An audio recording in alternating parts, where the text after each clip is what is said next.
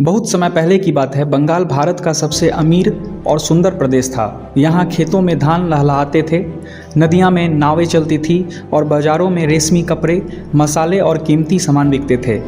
बंगाल का नवाब सिराजुद्दौला वहाँ का शासक था। सिराजुद्दौला बहादुर था और अपने राज्य से अंग्रेज़ों को बहुत ज़्यादा ताकतवर नहीं होने देना चाहता था। उस समय अंग्रेज़ ईस्ट इंडिया कंपनी के नाम से व्यापार कर रहे थे। उन्होंने कलकत्ता में एक बड़ा किला बना लिया था और अपनी सेना भी रखी थी।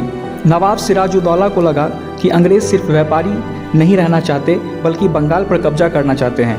इसलिए उसने अंग्रेज़ों को चेतावनी दी, तुम व्यापारी हो, राजा नहीं, यहाँ अपनी ताकत मत बढ़ाओ। लेकिन अंग्रेज़ों ने उसकी बात नहीं मानी। अंग्रेज़ों ने एक चाल चली। उन्होंने नवाब के सेनापति मीर जाफ़र को लालच दिया। उसने कहा, अगर तुम युद्ध में नवाब का साथ छोड़ दोगे तो हम तुम्हें बंगाल का नवाब बना देंगे। मीर जाफ़र लालची था। उसने देश से गद्दारी करने का फैसला कर लिया।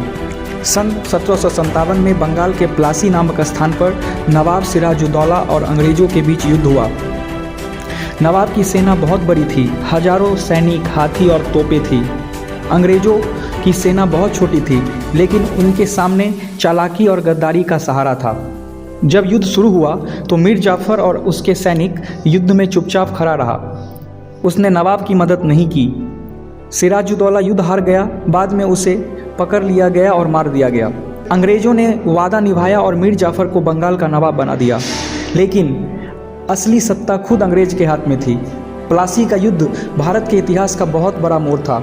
इस युद्ध के बाद अंग्रेज़ों ने बंगाल पर अधिकार कर लिया और धीरे धीरे पूरे भारत पर शासन करने लगा।